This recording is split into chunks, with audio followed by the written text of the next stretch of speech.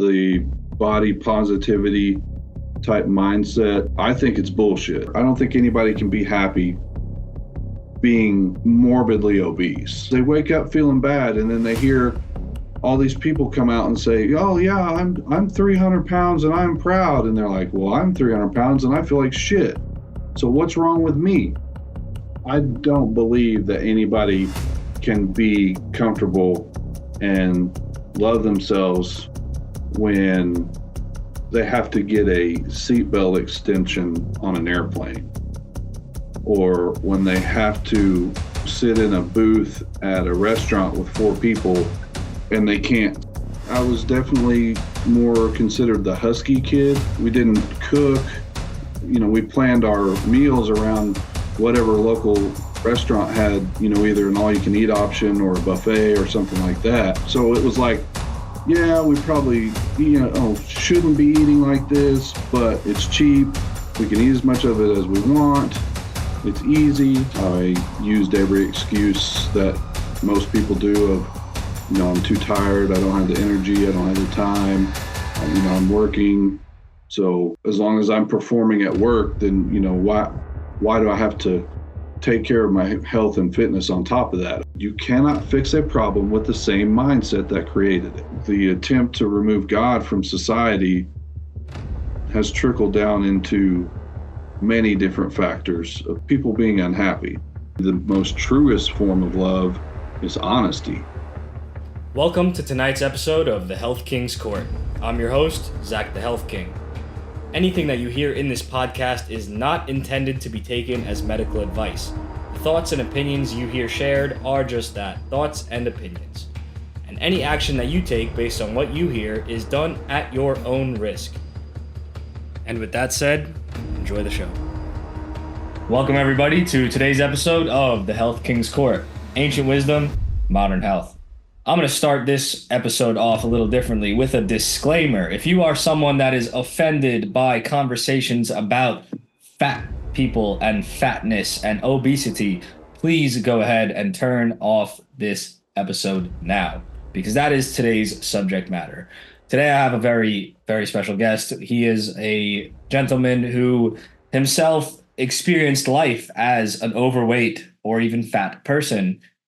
Then he lost it all. He lost over 100 pounds within a year's time. And we're here today to talk about his experience in fitness versus fatness. He is a construction manager from Oklahoma, a proper good old boy from the South. That is a Harvey. Harvey, welcome to the show, my friend. Hey, man, how's it going? I hope I did you justice in that introduction here. I hope I didn't offend you in it.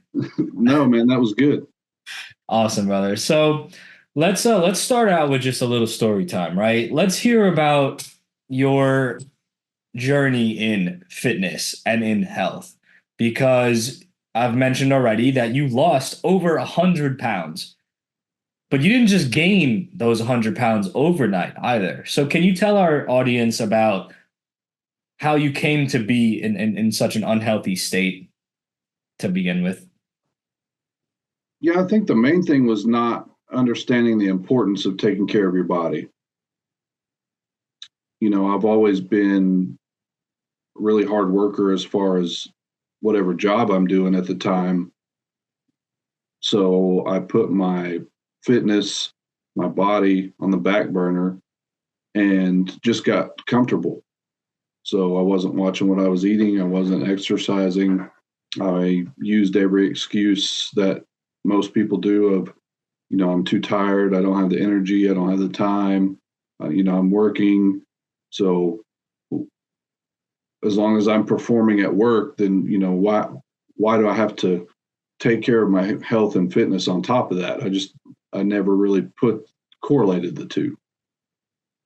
Yeah, and I think that's something that a lot of people can relate to, because in modern times, especially where, work is such an emphasis and a lot of people have to spend a lot of energy on their job, they don't find themselves with the energy or the willpower, perhaps even, to dedicate time to fitness. And it's a slippery slope, isn't it? It might not seem like a big deal to go without a fitness consciousness one day or 1 week or 1 month. But before you know it, those behaviors add up and you could really find yourself in a state of really being unhealthy. And so I can deduce from that, or can we deduce from that, that you weren't unhealthy or overweight as a child? It's something that only kind of started happening once you were an adult in the workforce and kind of getting into that flow? No, I wasn't necessarily overweight. I was definitely more considered the husky kid, so, I'm pretty broad shouldered. I've always been taller than everybody. So it was a thing where, that corn fed Midwestern sized kid growing up, and I played a lot of sports. So despite my bad eating habits, I was active enough to not be just obese, right? So when I was about 12, my mom and dad split up, and after a couple of years, I moved in with my dad, and obviously it was just me and him. So we didn't cook. We planned our meals around whatever local restaurant had, either an all-you-can-eat option or a buffet or something like that. So, like for instance, there's a local barbecue chain that has all-you-can-eat ribs on, I think it's like Tuesday nights. So we were at that. It's called Rib Crib. We were at that Rib Crib every Tuesday night for probably 2 to 3 years. Because it was inexpensive. We could go in and eat as much as we wanted, and then it was just something that we didn't know not to eat like that. And he worked in manual labor, so he was active enough as well that he was not obese either.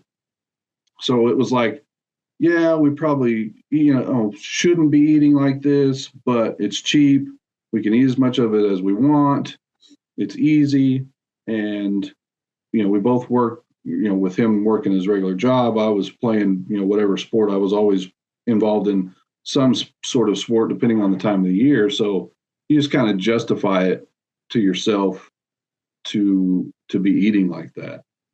But then once I got out of high school and I quit playing sports, you could definitely, it was pretty quickly that I didn't change those eating habits, but I was not near as active. So I started gaining weight significantly once I got out of high school.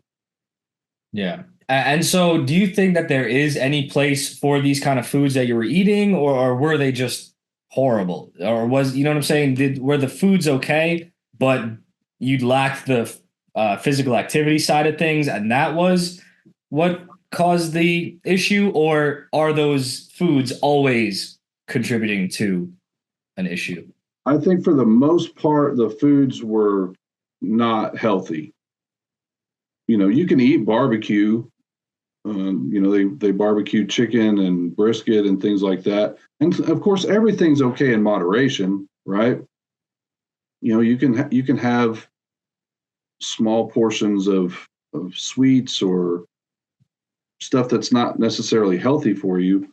But if you make a habit of just gorging yourself on that type of stuff, even if you eat the healthy, if you eat too much healthy food, you're still not going to, especially if your goal is to lose weight, you're still not going to lose weight because it's simple math. It's calories in versus calories out. So even if you're eating the most pristine diet as far as cleanliness, if you're eating too much of it, you're still not going to get the results that you want. Yeah. And on the food subject, we're throwing out a couple terms and we're kind of assuming that everyone will know what we mean, right? But let's get a little more specific. What are we mentioning when you say unhealthy foods? Because you said barbecue. Now, are these barbecued foods bad because they are meat and now you advocate against that? Or are they unhealthy because of how they're being prepared specifically, and meat and its other preparations are actually very healthy? What's your definition of what makes those foods actually unhealthy. So I think for the most part, what makes specifically barbecue and meat in general unhealthy can be, and it depends on what type of diet you're eating. So it's kind of an open-ended question, but for what I'm really proponent of is a well-balanced diet rather than an elimination diet. I know keto and low carb and carnivore have really gained a lot in popularity. And so what I was getting ready to say probably won't align with that type of eating. But for the way that I eat, a more balanced lifestyle, the meats that you consume typically with barbecue are very high fat content food. So your ribs, even your brisket, if you aren't trimming off the fat, pork in general is a typically more fatty meat. So it's not necessarily even the way it's prepared, unless it's got a barbecue sauce on it that's got a lot of sugar in it, something like that. So it's not really necessarily, definitely not meat in general is unhealthy. It's just the cuts of the meat that you eat and the portion size. If you eat 2 to 3 ribs or maybe even 4 ribs, you're not going to get, a ton of fat content out of them. But if you eat a whole, 12 to 15 of them, well, then you're in a whole different category and you're consuming super high amounts of fat. And like I said, I know with keto and carnivore type dieting habits, your fat content, you can eat a higher fat. So that may perfectly fit into that lifestyle. So I can't speak on that.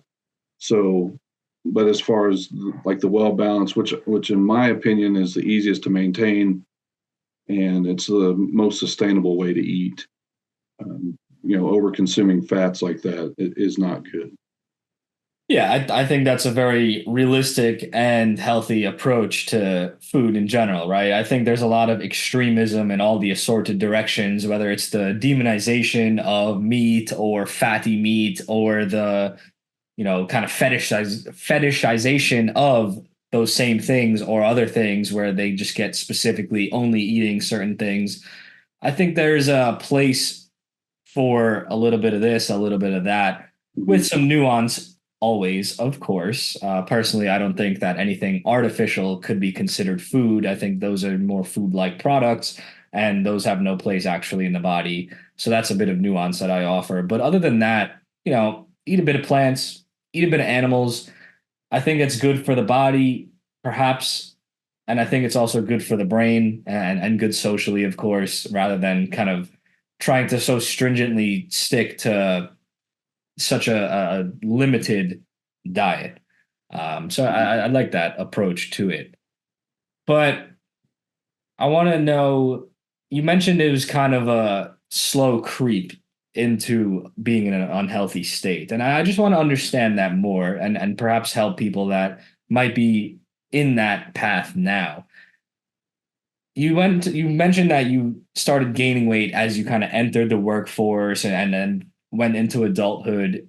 Can you talk more about that process? How quickly did you kind of end up becoming so unhealthy and overweight? And did you realize it was happening and just didn't care? Or did you perhaps just wake up one day and say, holy shit, look what just happened. How did that happen? What was that process? Yeah. So I would say it was probably over a 3 to 4 year period that happened, as far as getting at the heaviest that I've weighed was around 350 pounds. And it wasn't something that I noticed. People would make comments, hey, and my dad being one of them, I would see him and he'd be like, man, you need to go on a diet. But when you see gradual increases, and this also goes along with gradual decreases, you don't really notice them. So even though you're seeing yourself in the mirror, and maybe it's a subconscious thing where you trick yourself into not seeing what you're actually seeing, but what really drew it out to me was we had family pictures taken, and I was sitting down and I had a button-up shirt on, and the buttons on the shirt were literally looked like they were about to pop off. So I looked at that, and even seeing that, this is years ago. I still didn't make the changes that I should have made at the time, that I definitely regret not making. But that's the first time that I remember seeing myself the way that I actually was.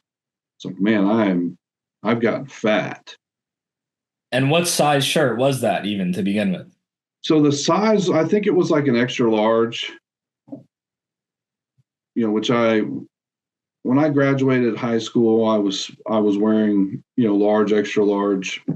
And at my heaviest, I was wearing, sometimes I could fit in a 2X depending on the brand, but for the most part, it was a 3X as far as a shirt. I had a 42-inch waist, so my usually a 34, 36 inseam. So I was bigger around than my inseam. And so while that was in the process, right? So in the process of clothing shopping and going through the racks and saying, I am not a medium, I am not a large, I'm perhaps not even an XL. Now I am a 2XL. Mm-hmm. Did that itself ever raise red flags in your head of, hey, I'm a 2XL, like, whoa, what's going on? Or it just kind of was what it was. Okay, that's the size I need. Bam. Was there anything that made you think about while that was even happening? It was enough to make me think about it, but not enough to make me do anything about it. It was enough to make me feel, which self-confidence was something that has always been a weak point for me in general, but that was stuff like that just certainly just continually made it worse and worse and worse, to where I didn't go clothes shopping. I knew what size I wore. I wore, plain t-shirts and jeans 99.9% of the time, because I knew what style of jeans I could wear. I would buy, especially for work, I would buy, half a dozen t-shirts, all the same size, all the same color, that I could just order online. So I wasn't even going to the store. There was a time I had just started with a new company a few years ago, and we had a Christmas dinner, and it was some pretty high up people. So I wanted to dress up, look nice. And so we went to the mall, and I was trying on clothes, and I had this picture in my head of how I wanted it to look. And then, we grabbed a pair of pants, and apparently the style of clothes that I wear, relaxed fit type stuff, would be like a 42-inch waist, whereas a more fitted style pant would be like, I think I ended up trying on like a 50-inch inseam before they actually fit. So short story long, I didn't even buy anything because I was so discouraged, and so, quite frankly, I was so pissed off that I just put everything back and left.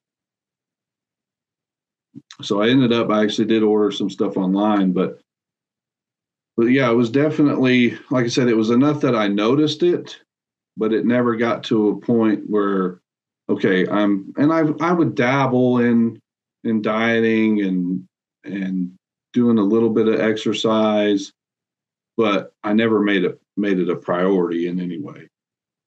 Yeah, that makes sense. It's a common occurrence, I imagine, in instances like this or otherwise, when a red flag is unequivocally raised about a certain topic of struggle. How can I avoid feeling this way? How can I kind of avoid seeing that flag? And then that can obviously end up in, all right, well, I'm not going to go to the store. I'll just order online or what have you, or just not order anything at all. Right. Now, you touched upon the mental health side of things. And it's, of course, an important part of the equation because mental health and physical health are certainly something that go hand in hand. And so you mentioned, if I heard correctly, that you were kind of always someone growing up that struggled with self-esteem issues or perhaps self-worth issues. Do you want to touch on perhaps where those came from and the ramifications that those had in this conversation or otherwise? Yeah, I can't really pinpoint anything that caused self-esteem issues. It certainly wasn't any, and I hate using the word trauma because it's so overused nowadays, but there wasn't anything that happened. It wasn't anything like I didn't grow up in a loving household or anything like that. It was just something that I didn't, it didn't come naturally to me. Were you a young one that had a history of achievement, or perhaps like how did you do in school? Not that school is necessarily important or even a good thing itself, but it's a marker of achievement for someone growing up. So, how did you do, or how did you do in the sports that you played when you were Yeah, young? so I was always above average to good in most of the sports that I played. I'm fairly intelligent. School came relatively easily to me. So, yeah, there's nothing, like I said, there's not, I really don't even, and this is something that I've spent a lot of time digging into, especially over the last year since I've started my taking care of myself, my physical body is, where does that come from? The lack of self-confidence, how to build it up. Because it's being confident in yourself goes a long ways. Yeah. Yeah, absolutely. It's certainly important, and it's a difficult thing to unpack sometimes because it can be hard to pinpoint just exactly what happened to bring someone, especially someone so young, or yourself when you're so young, to the state that you got to. You mentioned, if I recall correctly at the beginning, that you lived with your father because your parents split up. Is that Mhm. correct? Yeah. Do you think the relationship between them perhaps had any role in your mental health as a young man or even boy? There were certainly some things that I don't want to say affected me, but you are a product of your environment, right? So there was some things that happened that changed my thought processes on stuff, how I how I felt about people, how I treated people, how I let people treat me, things like that. But like I said, there wasn't anything that was traumatic or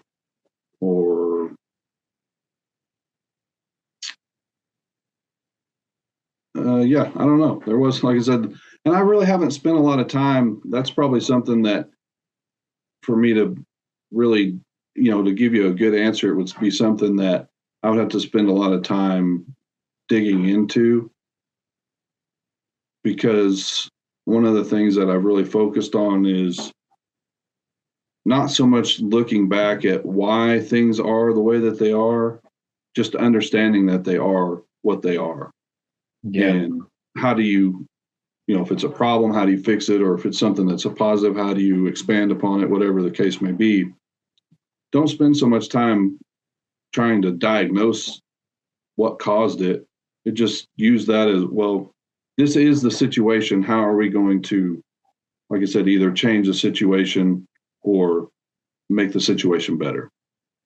Yeah, obviously actionables are always the most important thing to focus on. I will combat that perpetuation a little bit in that I think proper comprehension of why things have become how they have become can kind of help guide how to undo them. And obviously there's nuance in everything and there's unhealthy extremes in them all. And there's also escapism that can be, demonstrated in, oh, well, let me study how this was that and this was that. So it's always going to be that, don't be a nerd about it, you or anyone else. But I think it's usually worth a consideration, because if we don't understand where we came from, how could we ever understand actually where we are to form a foundation of where do I want to go?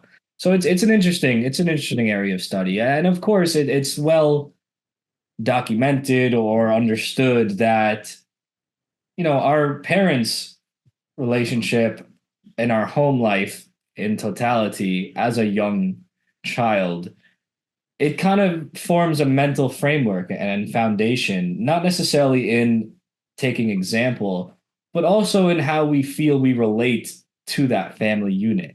Because how we relate to a family unit forms internal procedures of our place in the world or in relationships or in society or in, different avenues. So it's a very interesting thing that happens behind the scenes of a young person's mind. But we don't have to dive into that anymore. It's just it's interesting. And so you mentioned your father was also someone that was eating the same way you were, and he was also perhaps not the most active person personally, but on the physical side of things, he had a physical job, so he kind of kept that balance of not being so large. What do you think was the different factor there that kind of kept him a little healthy versus yourself also eating the same, also going into a manual labor job and experiencing, kind of a degradation of health? Yeah, so I think his job was probably more physically demanding than mine, even though we were both doing physical labor. Mine was more material handling, equipment operation, whereas he was crawling around on his hands and knees, climbing. He's a welder by trade, so he was climbing in and out of pipe racks and things like that. So he was expending more calories throughout the day of, just a normal day of work at that time than I was, even when I was doing my version of manual labor, I guess you'd say. Got it. So there was just that different level of intensity of that physical Right. activity that Yes. kind of kept him over that edge. And again, I see we're going into a lot of questions about family and such, and obviously none ever have to be answered, but I am curious. What was your relationship like with him? Because you ended up living entirely with him and were perhaps quite close with him and felt this relation to him. And then how did it feel hearing the feedback from him specifically? Like, hey, like, bro, you got to go on a diet. Like, did that turn you off, or how was that perceived? I think I just kind of laughed it off at the time. Looking back at it, I certainly should have listened to him. It wasn't like um, it upset me, or like he was coming at it from just hating, because I fully believe, especially over the growth or shrinkage, I guess you could say, rather, that I've had over the last year, is love doesn't necessarily mean lies. So just because you love someone doesn't mean that you have to cater to them or coddle them. You still should be honest. I think that's probably the most truest form of love, is honesty. Whether somebody wants to hear the truth or not, you still owe it to them to tell them the truth. Absolutely. And I think that's. Oh, go ahead. No, please finish your thought. No, I think that's what a lot of the issue lies in with our society nowadays, is you can't tell people anything that's going to hurt their feelings because we're told that it's coming from hate, where that couldn't be further from the truth. If I love someone enough to tell them the truth, like, that should show really how much I do care about them. Because if I didn't care, I wouldn't bother. I wouldn't waste my time with it. Oh, I agree. I agree wholeheartedly. And just to bring it back to the personal, because you have the experience, do you wish that the people around you were even harder on you when you were going down the path of unhealthiness? I can't say that I wish they were harder on me because I don't know that I would have accepted it. I think had somebody pushed on me harder, it probably would have caused me to resent them. I tell people all the time that people don't make a change until the pain of staying the same is greater than the pain or fear of changing. So I had not reached that point of, I don't care what it takes. I can't feel as bad as I do. So if the person hasn't reached that point and you come at them with, and you can come at them in different ways, but if you come at them in a way that is going to seem combative, you're probably going to push them further away from you rather than help them out, because they're not to the point, they haven't hit rock bottom yet. Yeah. And so what eventually brought you to that point? Understanding that I have a greater responsibility to to myself and the people around me, that I wasn't showing the world who I really am. Like I said earlier, I've always been a hard worker. I've always had the thought of, well, I'll just outwork anybody and that will be good enough. But I never understood the importance of, if I've got somebody standing next to me that takes care of their body, and I'm in front of a new potential employer or a new potential customer, business partner, or whatever the case may be, even if I can outwork the guy next to me, the person that's viewing us, he's not going to see that. He's going to think, well, I've got a guy that's displaying that he's capable of taking care of himself, and then I've got a guy that's displaying that he's not capable of taking care of himself. So who are you going to trust more? And I've said this multiple times, and I'm going to keep repeating it. That may sound harsh. That may sound bad. That definitely goes against everything that we're taught in today's world, but that's the truth. When you see somebody, a person forms an opinion of you in the first 7 seconds of seeing you. And it takes 7 interactions after that for them to change that opinion. So whatever they think of you in that first 7 seconds, whether it be negative or positive,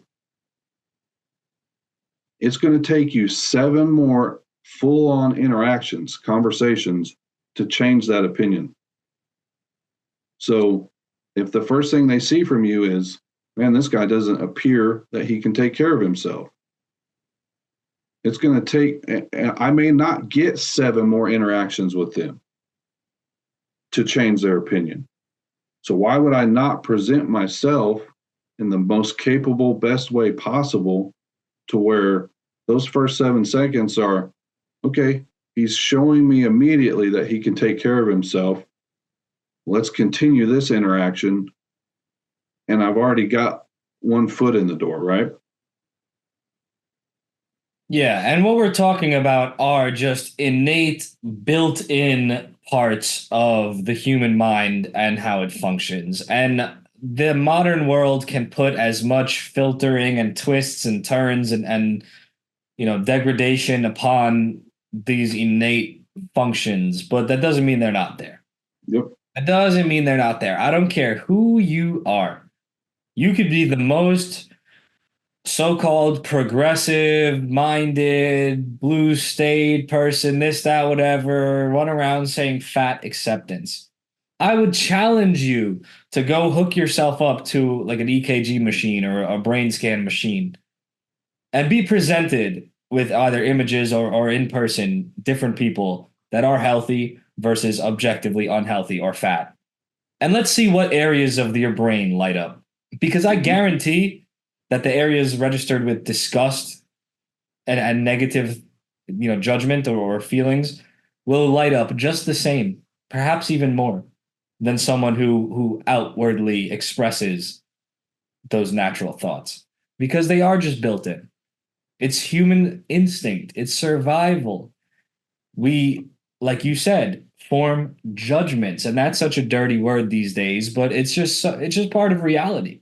Mm-hmm. You have to assess who you're speaking with or the world around you at large. And only through assessment, by taking in the information you're presented with, can you respond in any sort of calculated way.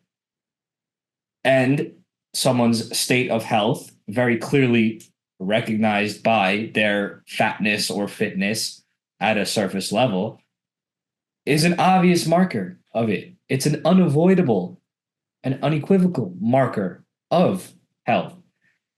But today's day and age has been led to think otherwise. For some reason, some people seem to think that it has no indication of health.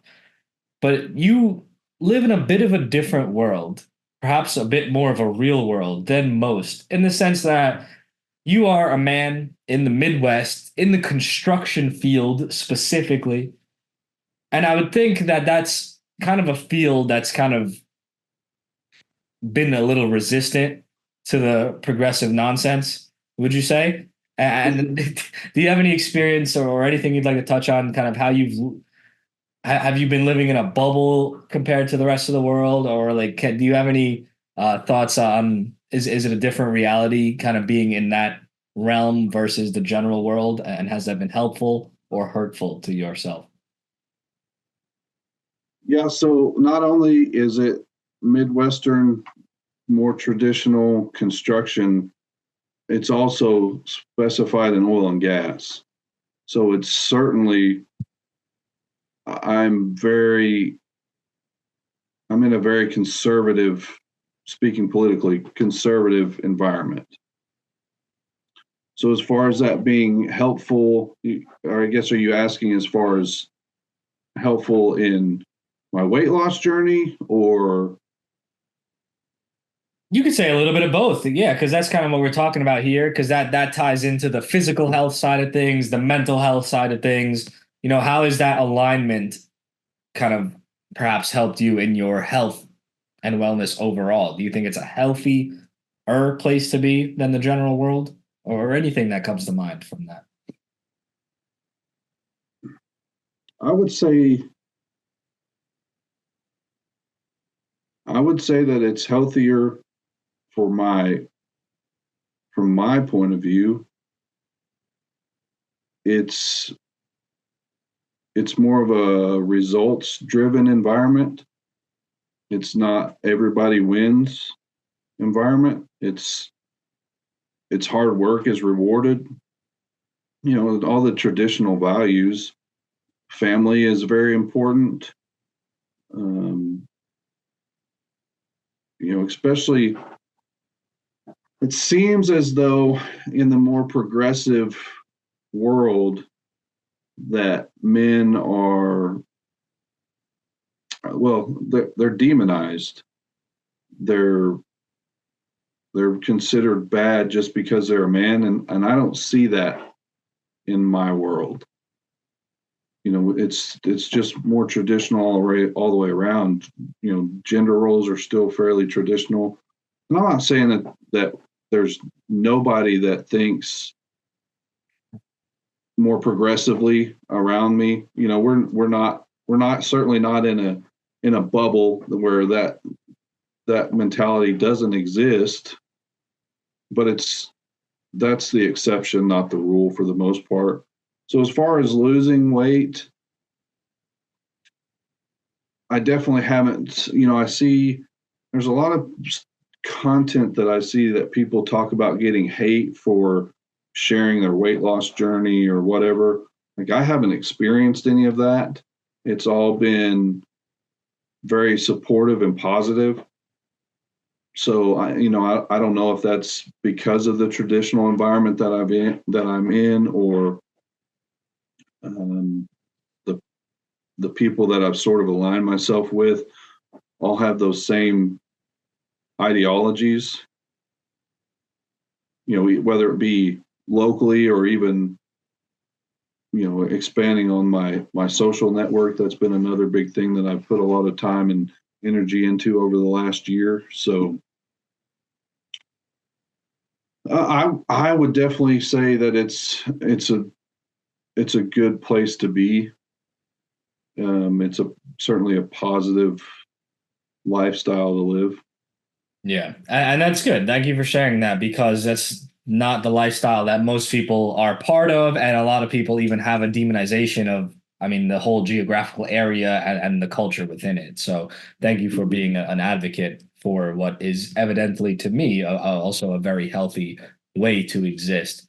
Now, when you were on your weight loss journey, or perhaps even before you embarked upon it, was the fat acceptance movement, or whatever you want to call it, around yet, or were you exposed to that? And I'm interested how that made you feel, or if that, like what you thought of that before you yourself started losing weight, and then what you think of it perhaps now. Yeah, that's certainly been around for a few years. The body positivity type mindset. I think it's bullshit. And maybe going back to that comment I made about not getting hate, maybe I haven't expressed enough of my own opinions to garner the hate yet. That's why you're here, brother. Let him out.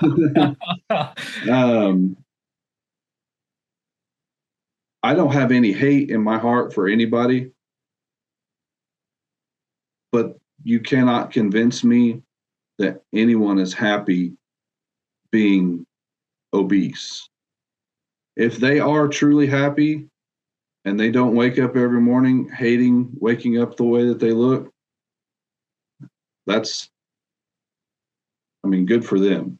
If they're truly, if you gave them a truth serum and asked them if they were happy with the way that they looked, and they could truthfully say, yes, I'm perfectly happy with how I look, then more power to them.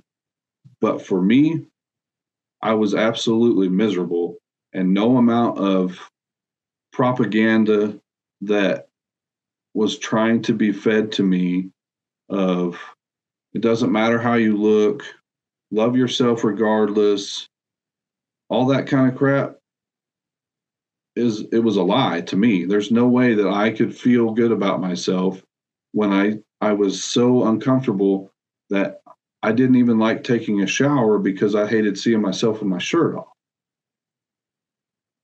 Like, you cannot love yourself if you can't like yourself.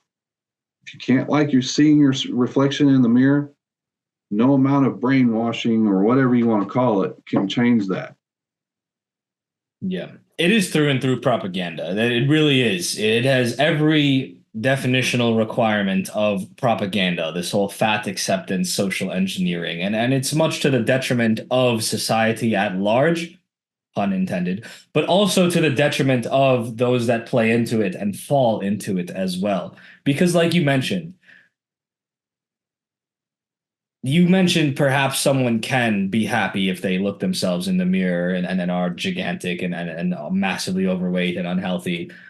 I struggle to believe that's possible. I struggle to believe that an actual cognating adult with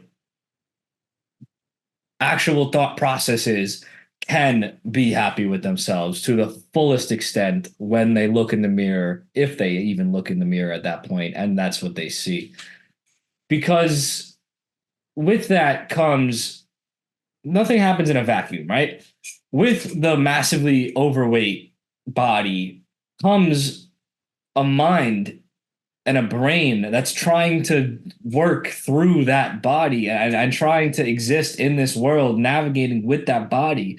And it's going to be so drained of resources.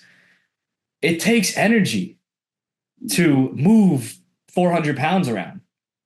And that energy is energy that ends up not getting spent on other essential bodily functions or cognitive functions, right? And so you end up kind of existing in the world with a filter or with this disconnect between reality where you're just kind of trapped in your own body. And then you end up getting told you should be happy. You should feel good. You are beautiful.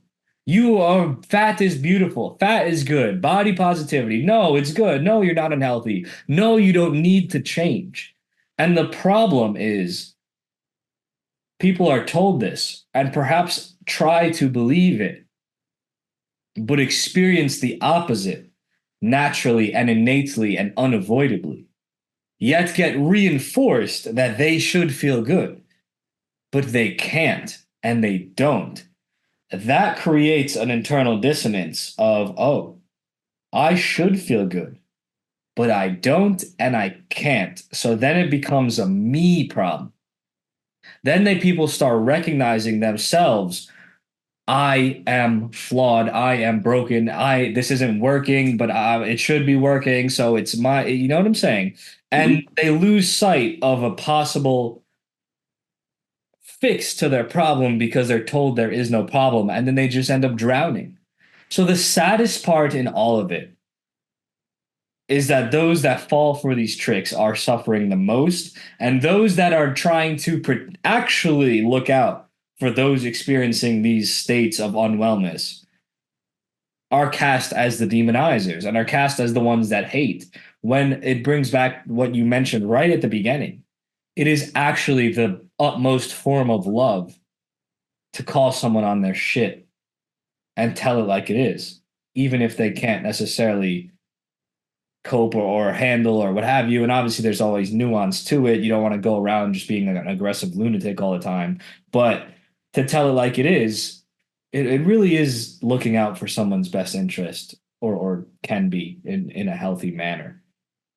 But yeah. And I agree with you. I don't believe that anybody can be comfortable and love themselves when they have to get a seatbelt extension on an airplane, or when they have to sit in a booth at a restaurant with four people, which, they're typically standard booths are typically built, to hold four people, and they can't sit.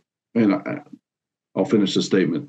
They can't sit at the table because their stomach is pushing up against the table. And the reason that I bring both of those up is because I experienced those. So when I speak on this type of stuff, I know what I'm talking about. I know how bad that I felt. So I don't want anybody to come at me for hating or judging. Like I'm speaking from experience. I'm not speaking on something that I don't know about. Like, I know how I felt when I had to sit there and try and suck my gut in so that I could sit at the table, because the table was, either mounted to the wall or to the floor. So you're right. I don't believe that anybody can feel that way. I don't think anybody can be happy unless, or I don't think anybody can be happy being morbidly obese. And something else that you touched on that I 1,000% agree with is not, so you start off, you're already feeling bad about yourself, but then you're constantly told, oh, well, you should feel good about yourself regardless. but then you don't feel good about yourself, even though you're told that you should. So they're just doubling up on the doubt and the negativity that are in. So their internal dialogue is just shit all day long, because they wake up feeling bad, and then they hear all these people come out and say, "Oh yeah, I'm 300 pounds and I'm proud," and they're like, "Well, I'm 300 pounds and I feel like shit. So what's wrong with me?" Yeah. So it's just, you put them in a downward spiral where they just feel like giving up because they think there's something wrong with them. Yeah. It ends up being I am broken, and it gets internalized rather than, yes, I mean, and to be clear in language, we could say there is something wrong with them Right. temporarily or Right. right now. They're fat as fuck. But if they were to not be, they could feel better. There's the Right. hope. There's the light at the end of the tunnel or at the top of that stairmaster. There, you can get it, but you have to understand that you need it rather than coping or trying to cope. And, because obviously it's easier to try to say, I should feel good. I feel good, blah, blah, blah. This is all love and light and love yourself and blah, blah, blah. It's easy to say. Talk is cheap, Mhm. but loving yourself is hard. It's hard work. Love is an interesting thing. Like anything, it does take work, whether that's an external relationship or your internal relationship with yourself.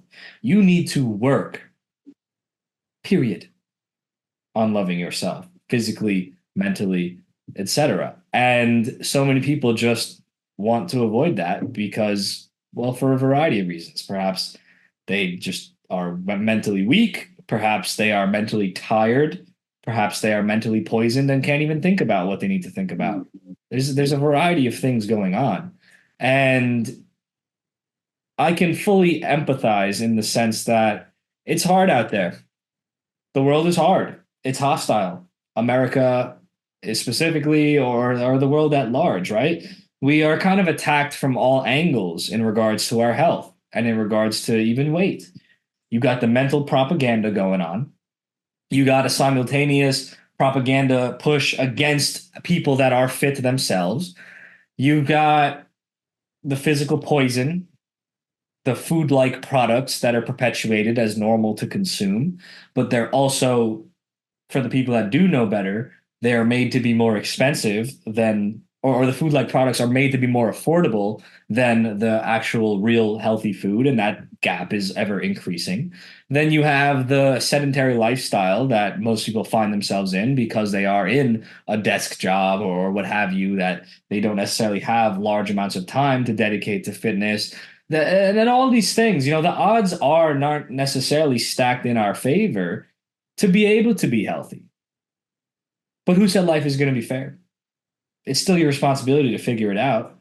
And if you can't put forth the effort to navigate health and maintain yourself and your vessel in a healthy state, well, what else is worth giving effort to?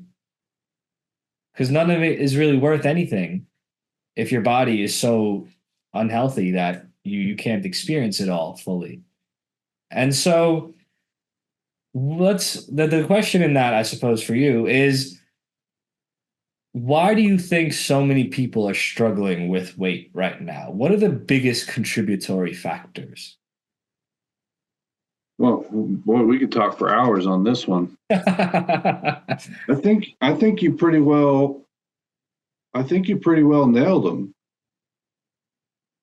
Our food is terrible. The worse the food is, the cheaper it costs. Everybody's working longer hours, more hours just to make ends meet. They're like you said, they're working behind a desk or doing something that's very sedentary. They've taken away so much motivation from people to want to compete and do better in their lives. Everybody gets a participation trophy. Everybody's rewarded just for showing up. They've tried to make life as easy as possible. And what people don't understand is life is hard regardless. You just get to choose your version of hard. You either choose the version of hard now, where you're watching what you eat, you're getting some exercise in, or you're choosing the version of hard later, where you're going to regret wasting your life. Yeah. And that's what I've told so many people of, they're like, oh my gosh, how did you lose all that weight in a year? And I really don't feel like it was that difficult. Because waking up feeling absolutely terrible about myself was way harder than just waking up, eating correctly, and going to the gym for maybe an hour. Now I spend a little over an hour a day because I've got some bigger goals that I'm working on. But as far as the weight loss part of it, 30 to 45 minutes a day was all that I needed to be in there. Yeah. It's just, what's your version of hard? Are you going to choose the version of hard of putting in a little bit of effort now? Or are you going to choose the version where it's hard to want to get out of bed every day because of how bad you feel about yourself? How bad do you want to get to 40, 50, 60 years old and look back and think, what have I done with my life? I haven't done anything because I chose easy mode. I don't have anything to show for it. What do you think about fat people now? Like, when you see someone and they are fat or obese, what thoughts kind of go through your head, or do any feelings kind of get evoked within you? So my first thought is, I know exactly how they feel. For the most part, I ran into a guy at the gym here a while back, and he was standing at the water fountain. I don't remember I may have been on the treadmill actually, and I could tell by looking at him that he was new. He hadn't been coming regularly, and when he turned around and I saw the look on his face, like, I instantly recognized, like, I could literally read his mind just by seeing the look on his face. Because I know that look. I had that look on my face every day. Yeah. What was he thinking? That he was miserable. Hmm. But So I stopped. he was at the gym. So this is a bit of a Right. different circumstance than in everyday life. Right, but you can still see the look on their face. Yeah. Like once you've experienced it, once you've lived that, for the most part, people that are overweight, you can see it on their face. You can see them avoid crowds. If they're in a social gathering, they're going to be off to the corner or over to the side, or because they don't want attention on them. I know, because I didn't like attention. I didn't want people noticing me. So whatever I could do to avoid that attention, I did. So it's easily recognizable for me. So to kind of answer your question, what do I think when I see fat people now? My first instinct is, let me show you how to not be fat anymore. Let me open your eyes and tell you that you don't have to live this way. Something that you brought up earlier made me think of, we're either trying to be brainwashed that fat is healthy and all this, but now the new craze in recent times is the magic weight loss shots, right? Everybody's taking them. The celebrities started taking them, which they started out. What's that? Allegedly. Right. Yeah. So it started out as a diabetic medication. Well, one movie star starts taking it, and I don't know what her justification was, but then comes out and says, I lost 20 pounds in 2 weeks, whatever the claim was.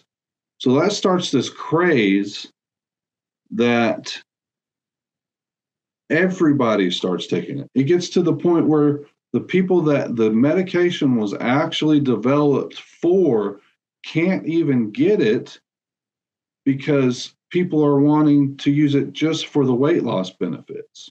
Mm-hmm.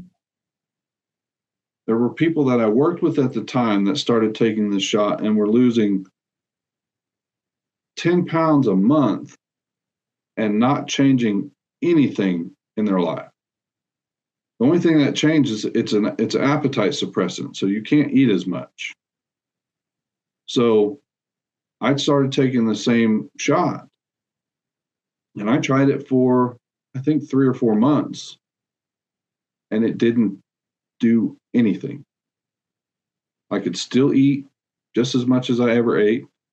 I am technically a type 2 diabetic. As long as I manage my food and exercise, I don't have to worry about taking any medication. So that's why I say technically. And the reason I bring all this up is it didn't change my blood sugar. So all that did was reinforce the programming in my head that I'm just supposed to be fat.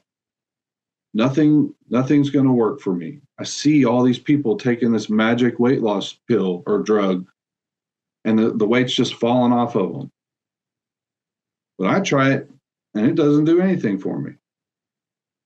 So just like when I've tried to diet, just like when I tried to exercise, nothing works. So I'm just supposed to be fat. I'm just a fat person. It's in my genetics. So the reason I say all that is when I see people that are overweight, I want to sit down with them and say, you do not have to live this way. I don't care what you've tried in the past. I promise you haven't tried what actually works. And what actually works is, Einstein famously said, you cannot fix a problem with the same mindset that created it. So until the way that you change how you think, you cannot make the lifestyle changes that it requires to take care of your body. Yeah. Yeah. And I think people try to obviously get all these fast solutions and quick fixes and oh, this, oh, that. But what works is really not that complicated. Eat decent food, do physical activity. Mm-hmm. It's really not that complicated. Again, always there's some nuance, this, that, the other, but a lot of it just ends up as excuse for why someone can't do something. And a big one of that is genetics. I hate genetics. I think it's one of the most garbage terms used as a cure-all excuse, overused, misused, abused in so many bullshit ways. And I think that's one of the greatest frauds of modern medical talk. And that's a hefty competition there amongst, possibilities. Mm-hmm. But yeah, I mean, how often do you see parents are obese, children are obese? Okay, does obesity run in your family or does nobody run in your family? Does you know what I'm saying? What food habits run in your family? What behavioral habits run in your family? Do people affect their DNA possibly to a detriment and then pass damaged DNA onto their child? Yes.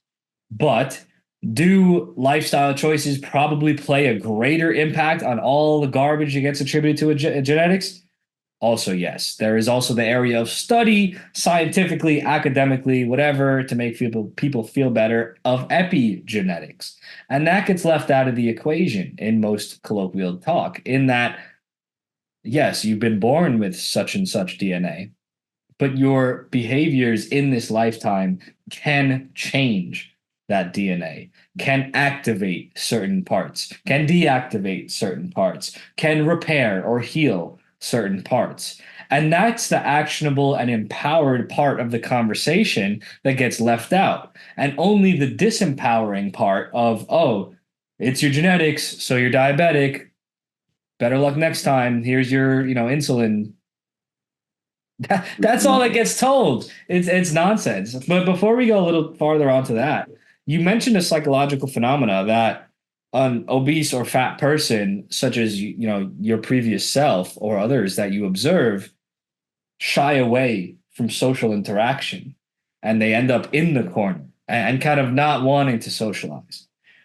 But I think an opposite also happens in others in their overcorrection and overreaction and compensation, where you'll see people kind of play into that. Look at me, wanting actually to be the center of attention, wanting to be that person. And you kind of see a lot of clowns, for lack of a better term, that are fat. And it's a bit of a coping mechanism, perhaps, if it's like, oh, well, hey, like all eyes on me, all eyes on me. People are going to like me because I'm funny, because I'm social, this, that, the other. And a lot of them are very successful in that. I think there's a lot of fat, funny people, but, perhaps behind a lot of that is like a cope of like, oh, wow, like I don't like myself. Let me seek out this social validation, or let me try to kind of overcompensate in the other direction of like, oh, everyone's already going to have eyes on me because I'm giant, but let me try and make them laugh so they'll like me instead of dislike me because of how I look. So it's interesting how the same experience can kind of manifest in even opposite behaviors in two different people, because you went the more withdrawal route. But then there are the people that kind of overcompensate and overdive into like an external socializing. It's very interesting. It's such an interesting conversation, and people are so unwilling to have this conversation. And so, I just want to stop and say thank you for being willing to share not only your thoughts, but also your experience, because in it lies the empowerment for the people that need it. And so let's talk about actionables for someone that is themselves struggling with weight, or with maybe self-esteem in regards to weight or what have you. What were there any particular tools that you used, or any interesting things that you think are really share worthy that kind of helped bring you from that unhealthy state to being the man that you are today? Yeah, I think the two main things is accepting total responsibility for everything. And the second thing, which is equally as important, one doesn't outrank the other, is changing your network, changing the people that you're around. We often hear that you're the sum of the 5 people that you spend the most time around. So if you're not achieving, and this can be with your physical body or any aspect in life, but if you're not achieving what you want to achieve, first of all, you accept the responsibility that it's up to you to change it. Nobody's going to come in and change it for you. And second of all, seek out people that have what you want, whether it be the body that you want, financial status that you want, relationships that you want, whatever it is. Seek those people out and ask them, hey, how do I do this? But I'm going to throw this in there. Do not go to those people and ask them how to do it, and then argue with those people about how they say to do it. I can't stand people that come to me and say, hey, how did you lose so much weight? And I say, here's what you eat. Here's how you exercise. And come back and I start off super simple with people. If they come to me, especially if they've got like a large amount of weight to lose, 50 plus pounds. First off, all I want you to do for a week, I just want you to track your food. I don't want you to change anything. I just want you to track your food so you can actually see how much you're overeating. And then I want you to double your step count. I don't care what it is. If you only get 1,000 steps in a day right now, get in 2,000. So then come back to me in a week. That's just the way that I start off everybody. Just because if you tell them, okay, I want you to do this and that and the other, and you're going to count this, and you want so many grams of this and that and the other, they're going to get overwhelmed. And then they're going to lose motivation very quickly. And they're not going to see results quick enough to keep them going. So when I say all that I can't stand it when people come to me and say, man, how did you do this? And I say, okay, here's what I want you to do, this and this. I don't know if I can do that because I don't like eating the same food every day. Or I don't know if I can do that because I don't have time to go to the gym. Like, okay, that's perfectly fine. Then stay the way that you are. Like that's your only two options. Either you make the changes to get the results that you want, or you keep doing the same thing that you've been doing, and you keep being the same person that you've been.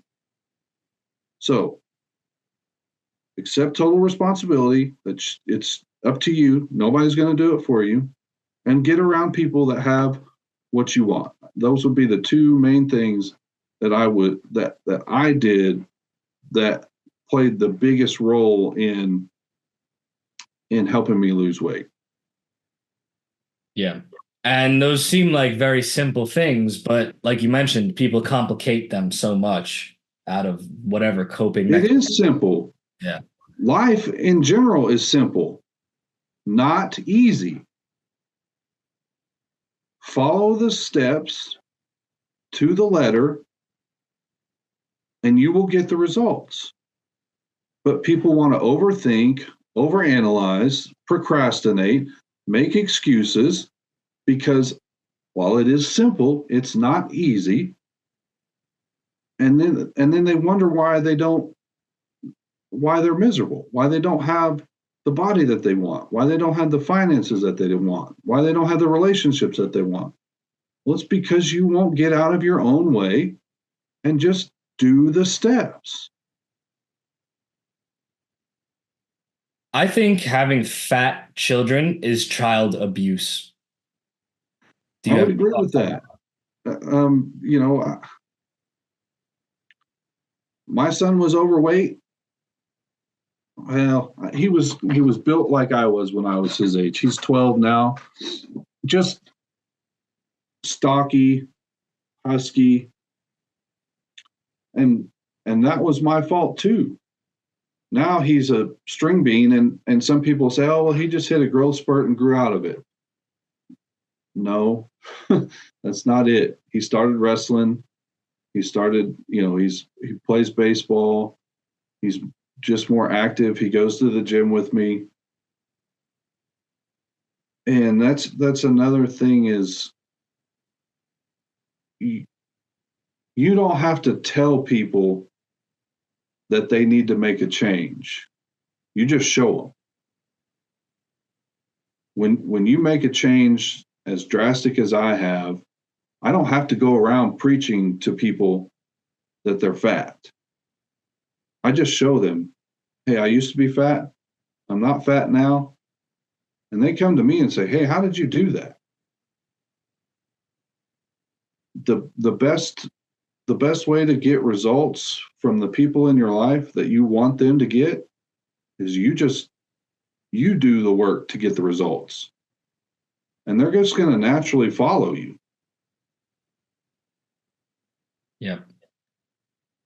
Yeah, I think it's I think it's one of the saddest things to see people around me in general at society, but also, of course, that I care about, either family, friends, family of friends, friends of family, suffering in that way because it can simultaneously disgust you while also filling you with sadness for that person's suffering.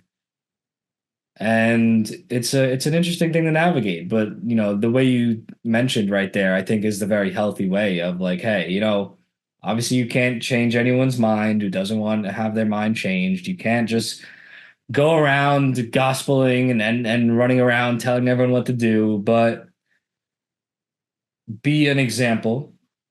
Those that are meant to find that example or that do resonate with it, if they do come across it, can inquire further. And that's why it's just important to be able to have the conversations.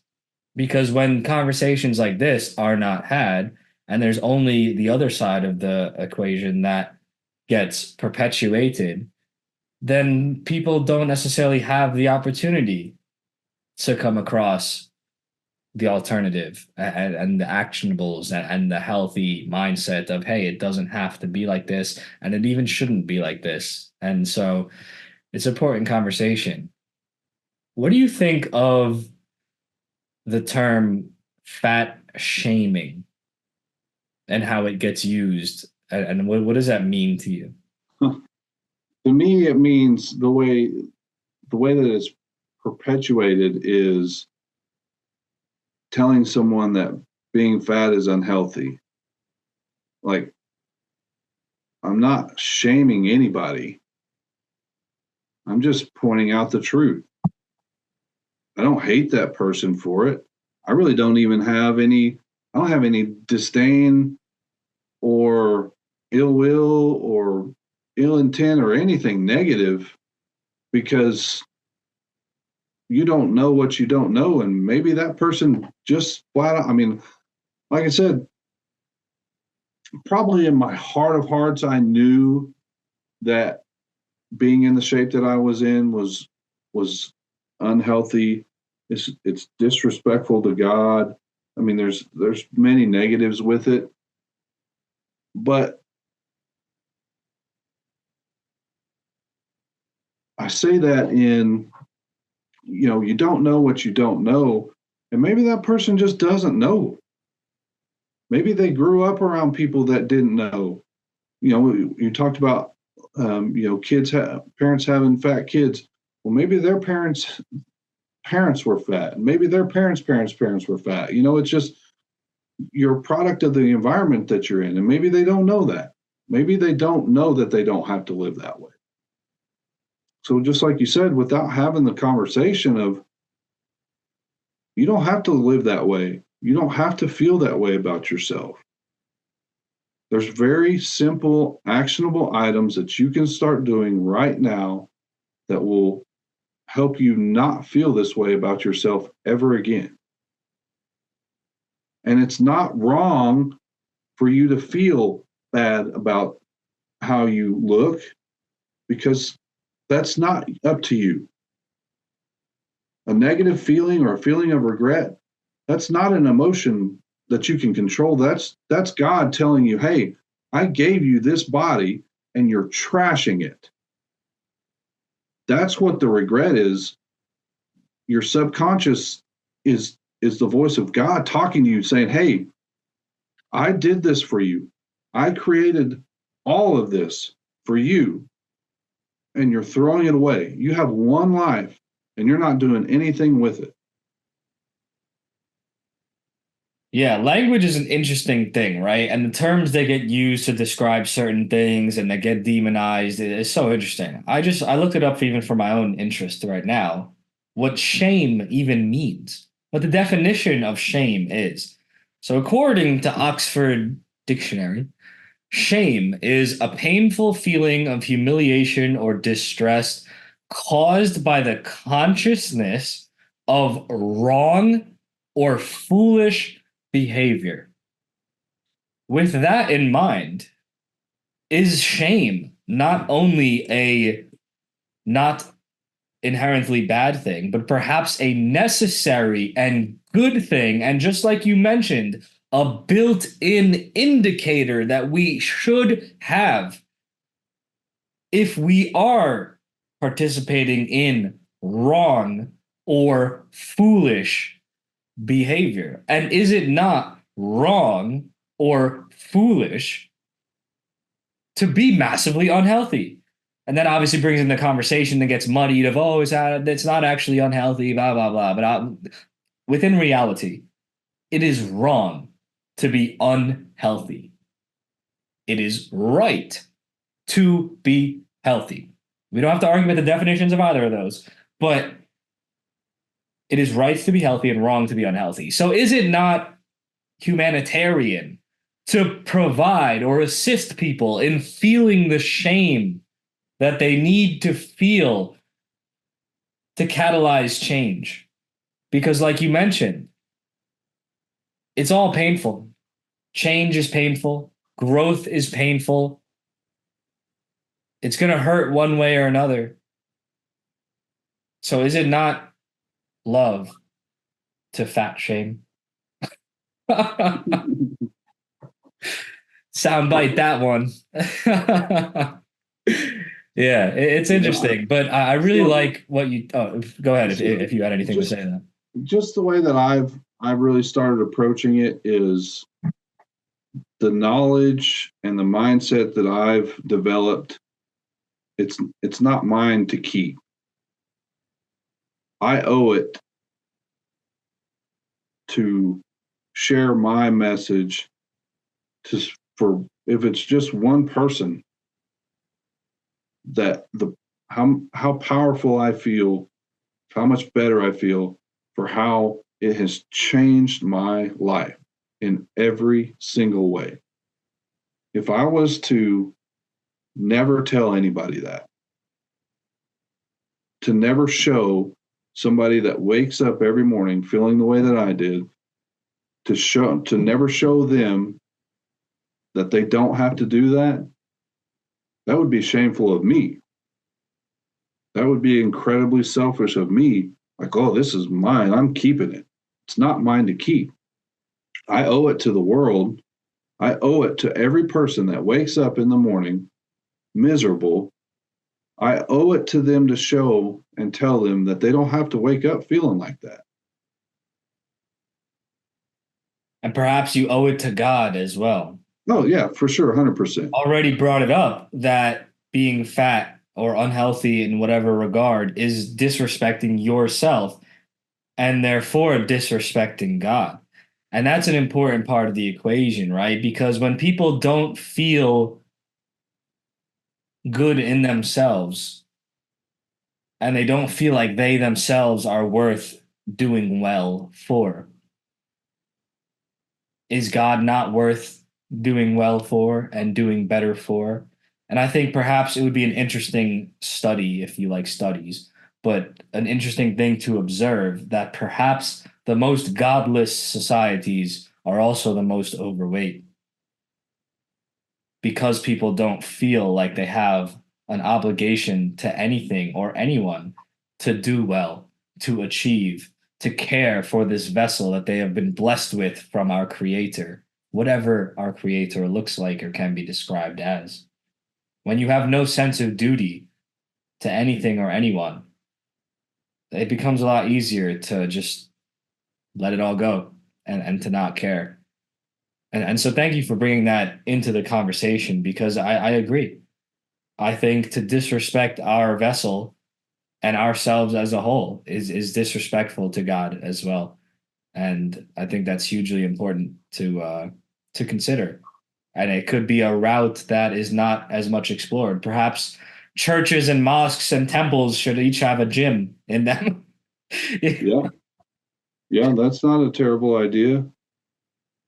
But that just goes along with, I think that's more the macro factor of society today, where the overweight is the micro level.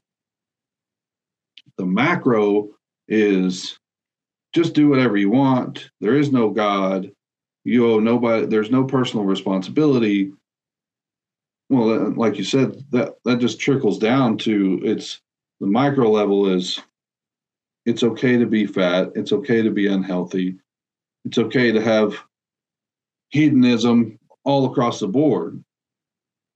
So maybe that's more of the root of the issue than what a lot of people want to acknowledge is the attempt to remove God from society has trickled down into many different factors of people being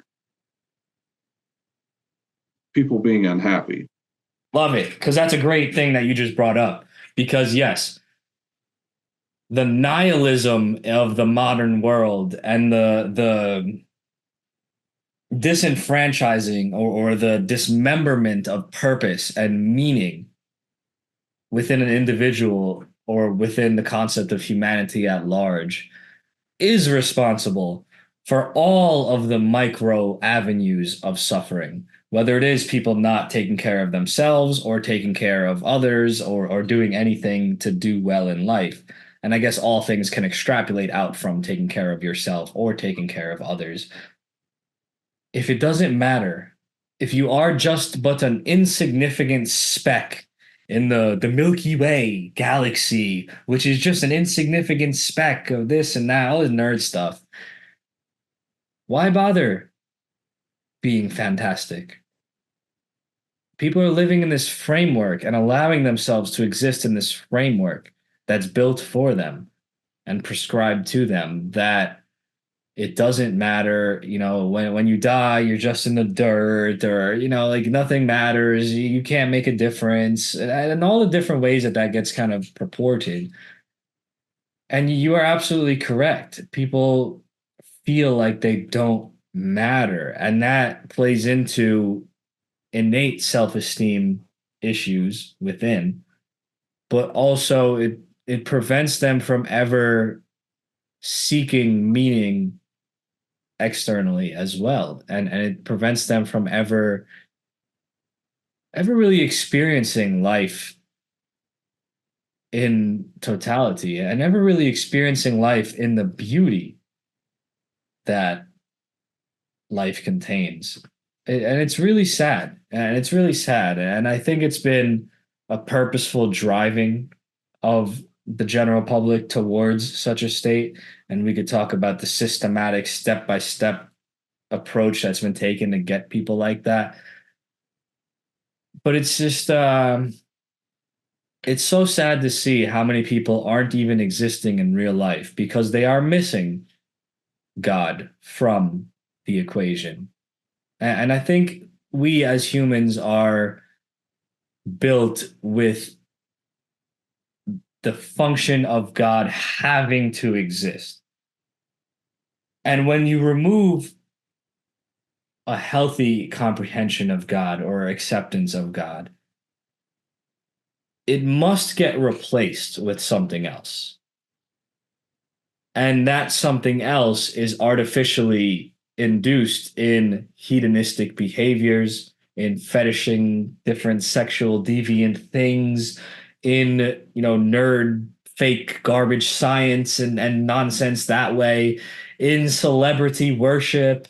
And there's a lot of different things that people have been presented with and that then get used to fill the void of a higher being. I'm not even affiliating with a particular religion in this conversation, but a healthy comprehension and respect and feeling of relation to a God or higher power, I think is so essential. And you nailed it. I don't think there's a good way to exist without one, or even a way to exist without one, or an artificially placed one. Do you want to extrapolate any more on why you think we are in that state and how it's playing out for us? I'd certainly think it's by design. Obviously, if you believe in God, whatever your God is, higher power, the universe, basically good. There has to be an evil, right? So if I believe in good, I have to believe in evil. I don't really spend a lot of time on thinking about who is in charge of the evil or what the end goal, or I guess I know what the end goal of evil is, but I don't spend a lot of time trying to figure out who is responsible for rolling out the evil agenda.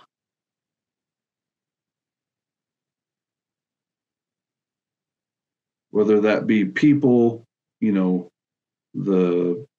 cabal of people somewhere, or one world government type thing, or whatever you want to attach that evil plan with. That's just another one of those things I don't really spend a lot of time trying to figure out. Yeah. But it certainly is evident that there is something or someone or some group or whatever the causation is. I think it's becoming more and more evident to even the people that try not to think about those things that there is a force of evil out there.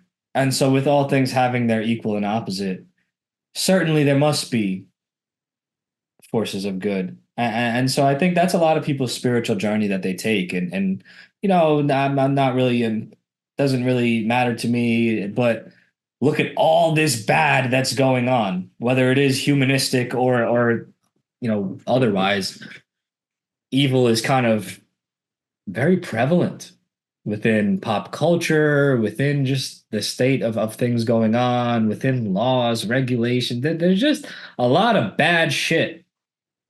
So there Yeah, for has to be sure. some good shit out there too. There is, and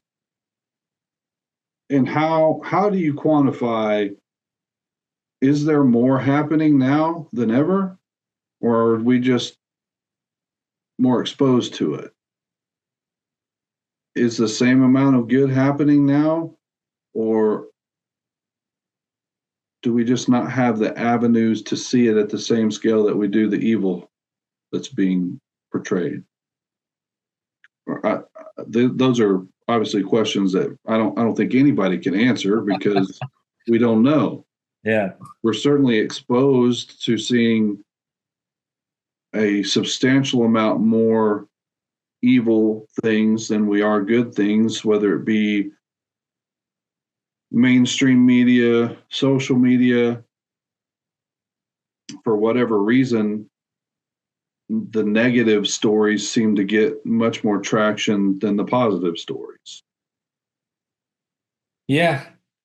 You bring up an interesting question. Is one happening more than the other, or do we just see more of one of the other? But I think there is a something to say about the state of society and how one side has been able to get the more exposure. And I think that kind of is an indication of the state of being overall. But that doesn't mean that it has to be that way. I think within this realm or this world or just existence at large, there is an eternal battle between good and evil. And all battles, like all things in life, have a give and a take and a push and a shove and a to and a fro and waves and cycles that are just naturally always going to occur. And I think we live in a beautiful time in the sense that I feel genuinely that the voices of good and the voices of God are gaining traction. And I think in the collective consciousness of humanity, people are fed up with the bad nonsense, to put it quite simply. And perhaps evil has been the party that has been winning for some time. That doesn't mean that good hasn't been winning battles, but perhaps, evil has had the higher ground for some time. And I think we are seeing a shift currently. And the more we carry the voices of good and the voices of God and stand firm on the ground and advocate for such things, the faster that change occurs. And I think it's a causation of us living in such interesting times with such turmoil, because in the heat of battle, there is always some craziness. When things are steady, whether they are good or bad, it's less chaotic, even if there's the quiet suffering that's occurring.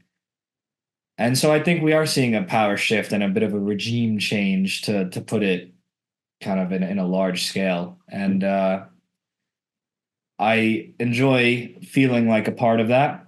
I enjoy connecting with people that would also like to be a part of that, such as yourself and all the really cool guests that I have on. So, I thank you for being an agent of change and someone that would like to make a positive impact, even if it is, like you said, in the life of one person or one person at a time. Because through these conversations and getting them out there comes the change at a macro level. So, Harvey, is there any closing thoughts that you'd like to leave our audience off with, our viewers, our listeners? Is there anything that you'd really like for someone to come away from this conversation and this experience with? Man, my main message has been and will continue to be, if you're unhappy with your reflection in the mirror, you have total control and total ability to change it.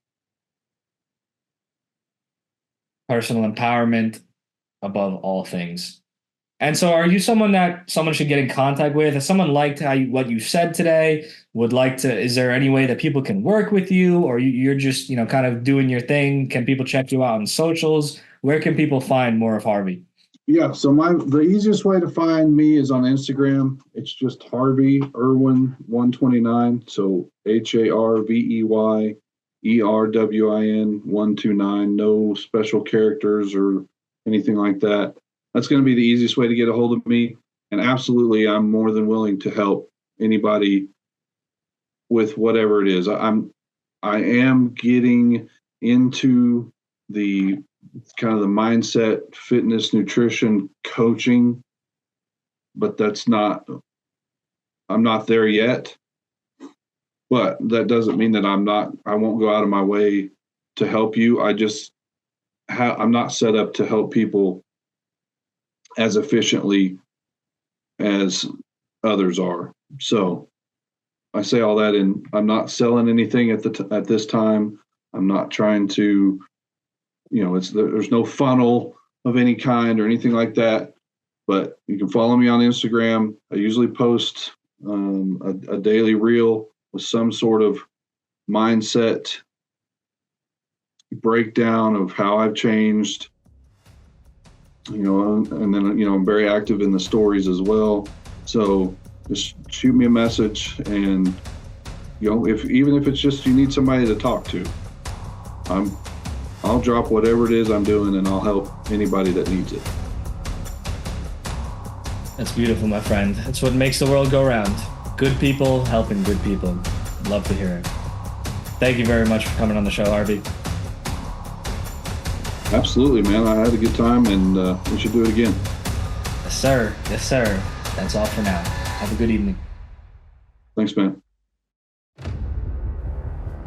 I am an advocate, first and foremost, for independent freedom and individual sovereignty. If someone wishes to keep their body in a state of obesity and in a state of being grotesquely overweight, then that's their prerogative, right? I'm fine with that.